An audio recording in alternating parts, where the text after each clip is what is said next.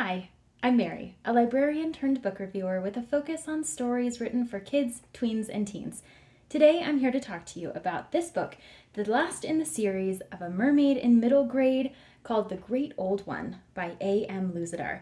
This story starts at the end of Bryn Finley's school year. It's the beginning of summer vacation, and as much as she would love to relax and get started with her summer, she can't shake the feeling that something terrible is about to happen.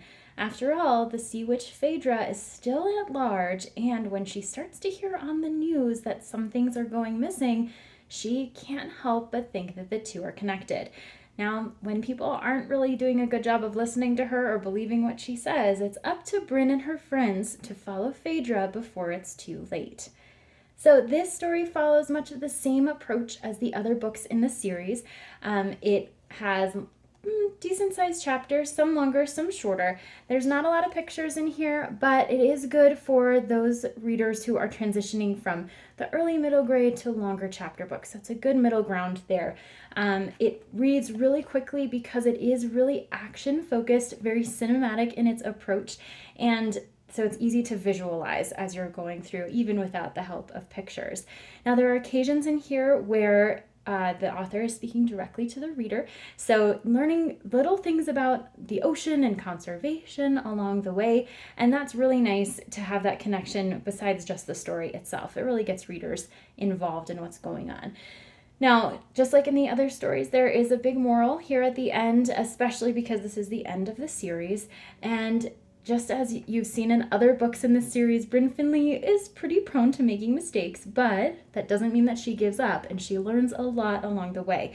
So her tenacity and perseverance is something that readers will embrace and try to do on their own because she's a great role model. And it's not only readers that are going to benefit from her behavior. So I'll leave you with that. But this is a really lovely conclusion, super action-packed. It really wraps in everything that's been talked about in the rest of the series. So you meet all the same characters. Everyone kind of comes together. There are little bits that remind you about what's happened in other books. So in case you need a little bit of a reminder, it's in here, but it isn't overwhelming. So you're not going through a couple of chapters where it's just a recap of what's going on. As it's relevant, things are coming back in. So this is an excellent series for middle grade readers, boys and girls alike, who like conservation, the ocean, and the many creatures who may live underneath it.